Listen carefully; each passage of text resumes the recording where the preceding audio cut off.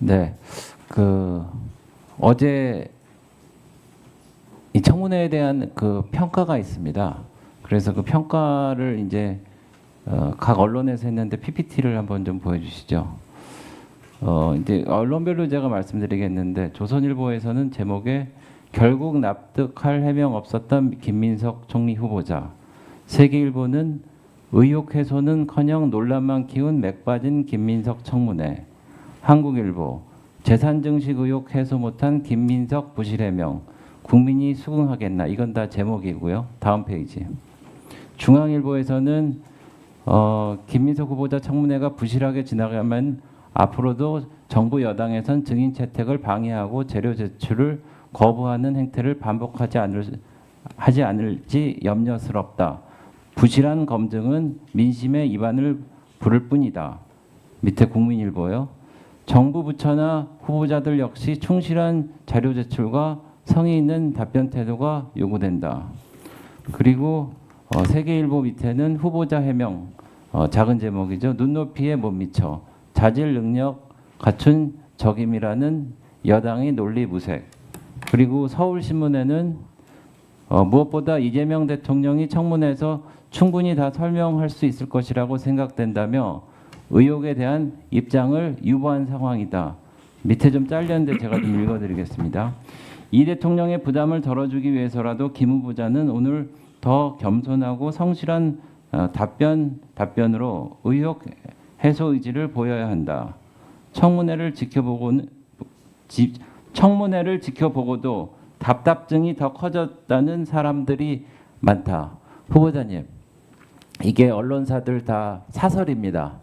그런데 그러면은 이 언론사의 대표하는 이 사설이 후보자님 말씀대로 평균적인 일반적인 인식에 못 미치는 분들이라고 이렇게 보여지십니까? 그렇게 생각하지는 않고요. 네, 네. 지금 네 군데의 언론사를 예를 들어 주시는 네 군데가 아니라 6군데입니다. 네, 6군데. 그러니까 네, 네. 6군데를 다 중요한 의미 있는 언론사들이고요. 네, 네. 이 6군데를 포함해서 또 6군데 외에도 존재하는 다양한 언론, 네. 또 그 언론에서 지적되는 이런 포인트의 지적뿐 아니라 또 다른 측면의 지적, 네. 이런 모든 것들을 종합적으로 중히 받아들여서 네. 청문회에 남아있는 시간에 계속 또 그러셔야 될 거라고 생각을 합니다.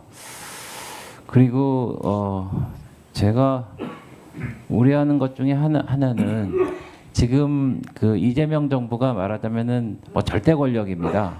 그러니까 이제 정권을 이제 장악을 했고 입법부도 이제 다수 여당을 하고 있는데 지금 사법부에 조희대 대법원장이 있고 지난번에 그 판결에 대한 영향으로 대법원에 대해서 이제 뭐 특검을 한다, 뭐 국정조사를 한다, 뭐 이런 말씀들이 있어요. 그래서 후보자님, 그 대법원의 그 대법관을 증원한다든지 3심 제도를 헌법소원까지 해서 사실상 사심으로 만든다는 거에 대해서 후보자의 입장은 뭡니까? 지난 대선 시기에 네. 저는 이미 존재했던 것이니까 당시 저의 입장을 말씀드리면 네. 대법원에서 이러저러한 중요한 사건을 판단하거나 검토하는 데 있어서 얼마나 기록이 충실하게 읽혀지는가에 대해서 국민들이 알고 싶어하는 것을 확인해보자 하는 문제 제기를 제기했던 적이 있습니다. 대법원이 매우 중요한 헌법기관이기 때문에 대법원에 대한 신뢰를 더 높여가는 차원에서 여러 노력은 필요하다고 보고요.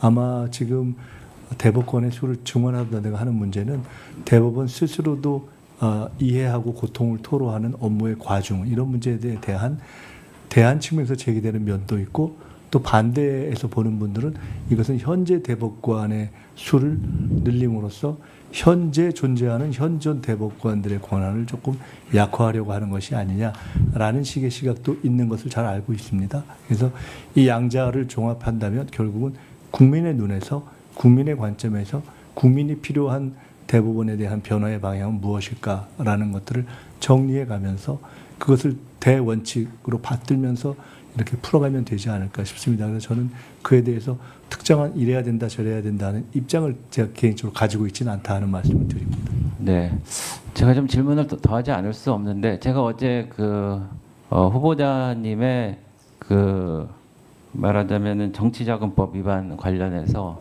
검찰이 잘못하고 판결이 잘못됐다. 그리고 일부 맥락만 이렇게 따서 검찰이 한 거를 법원이 잘못 판단했다 이런 말씀을 하신 취지로 제가 알아들었는데 그렇게 되면은 첫 번째, 두 번째 이 정치자금법 위반에 관련된 재판이 모두 6개가 있었는데 6개를 이제 전부 다 부정하셨단 말이죠. 그러면은 그렇지 않아도 지금 삼권 분립에 대한 국민적인 어떤 우려가 커져가고 있는 상황에서 이 대법원장을 옥죄이고 대법원을 무력화하고 이 대통령과 국무총리 후보자가 대법원의 판단을 현재 것만 아니라 이 과거 것도 무시하고 옳지 않다고 하면은 과연 이 삼권 분립이 제대로 서겠는가 그런 걱정을 합니다. 그래서 제가 아까 어제 후보자님이 말씀하셔서 일부만 따서 제가 말씀드렸다고 해갖고 제가 법원 첫 번째, 두 번째 사건 판결문을 다시 한번 처음부터까지 다 봤어요.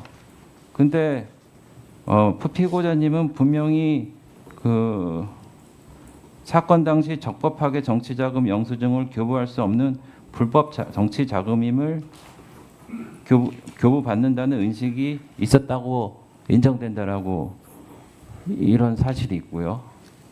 그리고 이 두 번째 정치자금법 위반에서도 제가 또 말씀드리기 좀 명구스럽긴 한데 혹시 만에 시비거리가 있으면은 그때는 빌린 것으로 하자. 뭐 이런 내용들이 다 있습니다. 그래서 사실상 이런 법원의 판단은 존중을 하고 그런 상황에서 상권 분립도 정상적으로 하고 이 국가가 이제 정상적으로 브레이크를 잡고 필요한 브레이크는 있어야 된다고 생각을.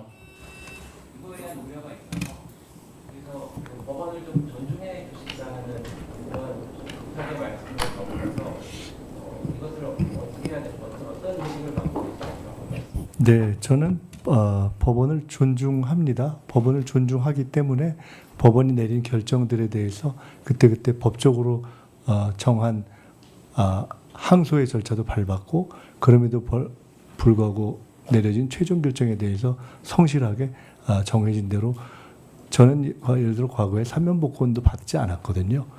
제가 의사로 안 받은 것은 아니지만 그게 드물게 다 산 경우입니다. 그렇게 하고 이미 드러난 것처럼 뭐 추징 등 의무를 다 갚았습니다. 그래서 그것에 대해서 제가 정확하게 이렇게 표현했습니다. 표적 사정의 성격이 있다라는 것에 대해서 말씀을 드렸고요. 그럼에도 불구하고 법원에서 영수증을 교부하지 않은 것 자체는 이유여하를 막론하고 법적으로 위배다라는 부분에 대해서 제가 어떻게 하겠는가라는 부분에 위법을 제기하시면 받을 수밖에 없다는 말씀을 드렸습니다. 최후 진술에도 드렸고 다만 그때 이런 말씀도 드렸습니다. 근데 똑같은 상황이 다시 온다고 하더라도 어떻게 해야 될지 잘 모르겠다.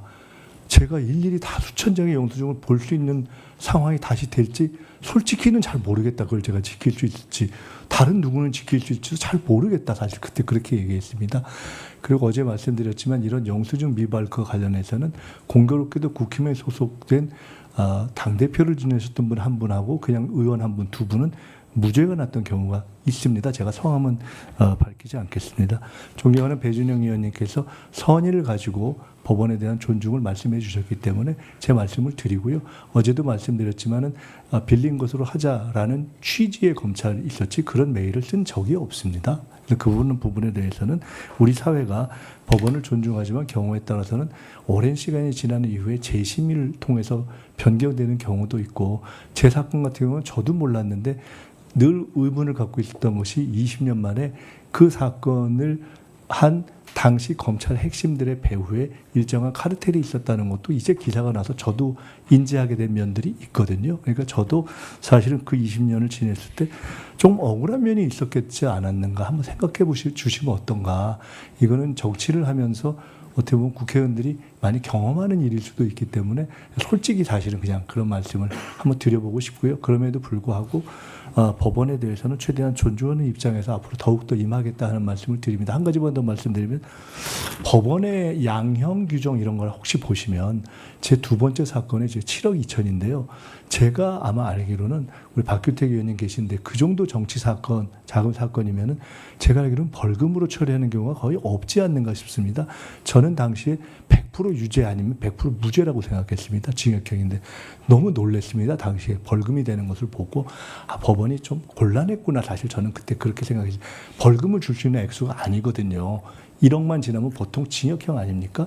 근데 제 경우에 7억 정도의 액수고 구속까지를 일시했던 건이어서 사실은 벌금 내리기가 어려웠다고 저는 생각해서 그만큼 법원도 고민스러웠지 않았는가 저는 사실 생각하는 사건인데 그럼에도 불구하고 이 모든 것에 있어서 저의 불찰과 부족함이 있던 부분을 제가 또에 대해서는 짚고 있고 사실은 제가 이후에 미국 가서 로스쿨을 하고 미국 변호사가 된 이후에는 앞으로 정치를 할 가능성이 비록 높지 않지만은 다 떠나서 제가 젊은 시절에 정치를 시작하다 보니까 제가 그러니까 세비 받는 외에 돈을 벌어서 수익 활동을 한 적이 별로 없어서 이후에 대학 강의는 했지만 앞으로 돈을 버는 방법으로도 내가 하나 가지고 있어야 되겠다라는 점도 있었다 하는 것을 조금 이해해 주셨으면 좋겠습니다. 네.